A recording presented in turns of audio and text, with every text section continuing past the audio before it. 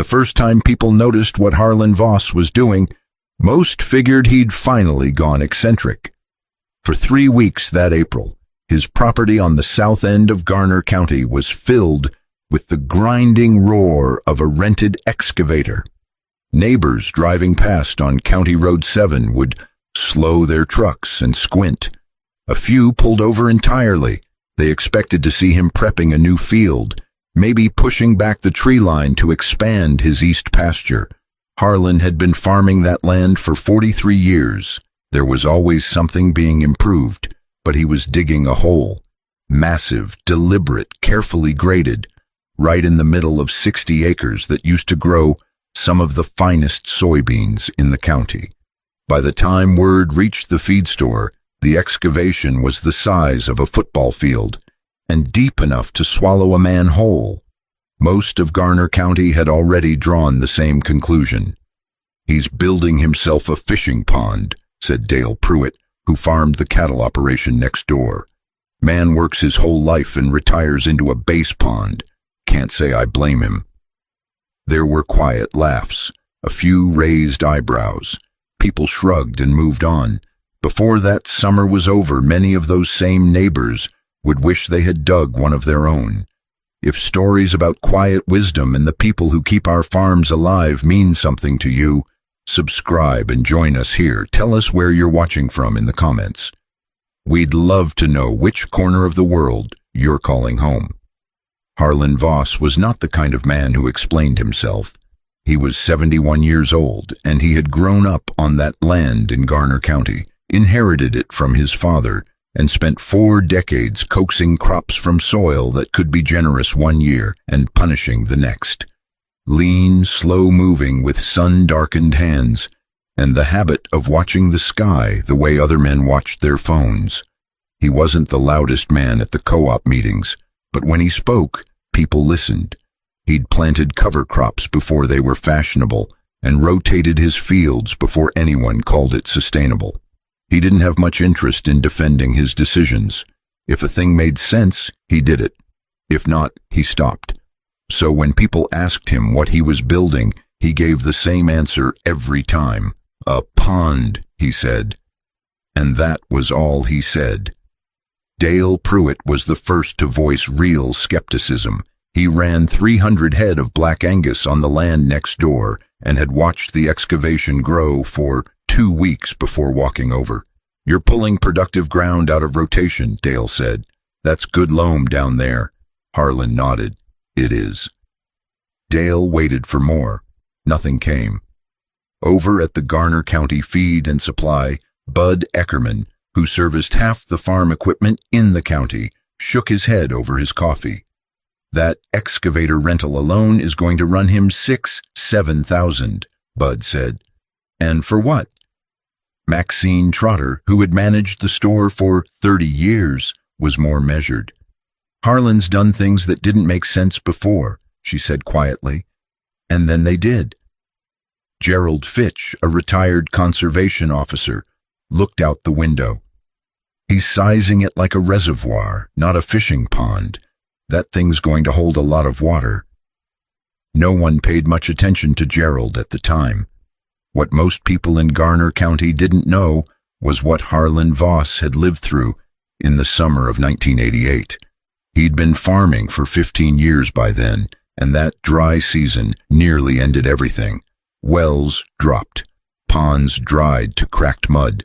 He hauled water by hand for his livestock for 11 weeks straight and lost 20% of his crop. The debt took 4 years to clear.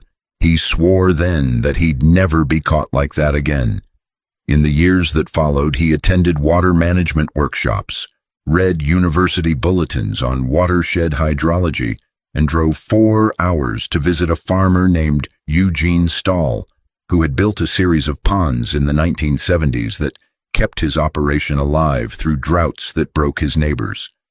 Eugene had shown him what never left, that a properly sited pond could carry an operation through months of dry conditions. Harlan had been waiting for the right moment for more than 30 years. He never explained any of this. People hadn't asked. The project did not go smoothly. The excavator hit heavy clay 12 feet down, burning 2 extra days. Then a hydraulic line broke and the machine sat idle for nearly a week, waiting on a part from out of state. His daughter Renee drove out one Saturday with a look on her face that Harlan recognized from her mother. "Dad, the bank called. You're into the operating line further than they're comfortable with." "I know," he said. "What are you going to tell them?" He looked at the pond, half-finished, waterless, raw-edged in the spring sun. The truth. The bank approved a short extension, reluctantly. Harlan finished the excavation himself, grading shallow channels along the north slope to direct runoff straight into the basin without a single pump or power line. No pumps, no power, just gravity and planning. What Harlan had built was what agricultural engineers call an on-farm reservoir, a farm pond sized not for recreation, but for survival. A properly constructed farm pond captures surface runoff, rainwater, and snowmelt that would otherwise drain away or evaporate. Positioned at the low point of a watershed, it can store millions of gallons over a wet season, then supply livestock through summer, feed gravity-drip irrigation lines, and recharge the water table around it. The key is scale. A pond too small fills and spills, wasting what it catches. A pond correctly sized to its watershed captures and holds. Harlan had sized his to hold roughly 18 million gallons. He'd lined the outlet with a concrete standpipe, seeded the banks with native grass to slow erosion, and graded shallow channels to direct runoff from the north slope straight into the basin. It wasn't a fishing pond, it was a water bank. Spring gave way to summer, and the pond filled quietly, late May rains and slow runoff from the north slope. By June, it held 6 feet of water, dark and glassy in the mornings. People drove past and figured Harlan was satisfied with himself. But that same June, Gerald Fitch noticed the creek at the north edge of town running lower than he'd seen in 20 years. Roy Caldwell, who ran irrigated corn 12 miles east, said his well was working harder than usual. The county agricultural report noted that snowpack the previous winter had been significantly below average, and that subsoil moisture was trending below historical norms. Old-timers at the feed store started talking about 1988. The birds were moving differently, pushing north earlier than expected, as if something was pressing them from behind. The air that July had a particular smell, dry, dusty, the kind that gets into your clothes and stays. By August, the county had stopped pretending. Crops that should have been tall and dark green were pale and brittle, rattling in the hot wind. Ponds that had been full in May showed muddy margins, then cracked earth. Dale Pruitt's cattle operation was hauling supplemental water at a cost that made his jaw tight. The extension office issued a drought advisory, then a warning. Wells dropped, some failing entirely by September. Irrigation restrictions went into effect across 3 townships. Roy Caldwell's well gave out on a Tuesday morning. The summer of 1988 had come back around. Harlan's pond was still holding 12 feet of water at the end of August. The spring rains had given it a deep reserve, and the sheer volume he'd stored meant the drawdown was gradual, weeks behind where his neighbors' ponds had been when they went dry. He had run gravity-fed lines to his pastures, watering 200 acres through the worst of the heat. His livestock drank without restriction. His soybean fields on the higher ground were stressed, as everything in the county was stressed, but his lower acres, irrigated from the pond, were producing. The pond hadn't saved everything. He was honest about that, but it had bought him time. 8, maybe 10 weeks of water when the rest of the county had nothing. In drought management, weeks are the difference between a hard year and a ruined one. Dale Pruitt showed up on a Thursday afternoon in September. Dale wasn't a man who let pride keep him from a practical conversation forever. He stood at the edge of the pond and looked at it for a long time. The water was lower than May, but it was there, wide, dark, full of reflected clouds. "How much you got left?" Dale asked. "Enough," Harlan said. A great blue heron worked the far shore, unhurried, fishing in water that had no business being there. "I guess I was wrong about what this was," Dale said finally. Harlan didn't answer. He just looked at his pond. That fall, the Garner County Extension Office held a public meeting on farm water resilience. Gerald Fitch presented alongside a state hydrologist. The room was 3 times as full as anyone expected. Harlan sat in the back row. When people asked him questions afterward, he answered plainly.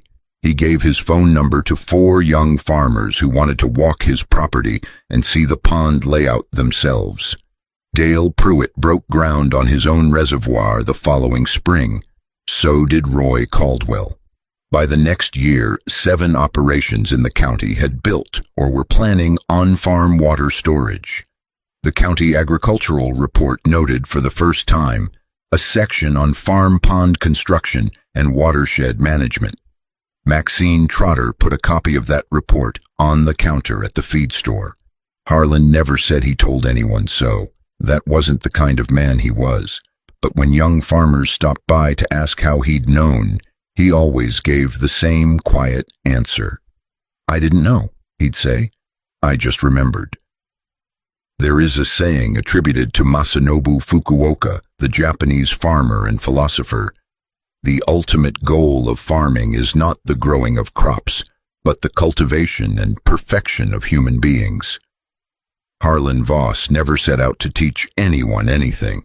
He was just trying to protect what he'd spent his life building, but in doing so, quietly, without argument, acting on hard-won memory and patient planning, he gave something to the people around him that went beyond water. He showed them that preparation is not pessimism, that long-term thinking is not stubbornness, that sometimes the wisest decision looks, from the outside, exactly like a retired farmer digging himself a fishing pond. The land teaches these lessons slowly, and only to those willing to listen. What decision have you made that others questioned at first, but time eventually proved right? Share your story in the comments.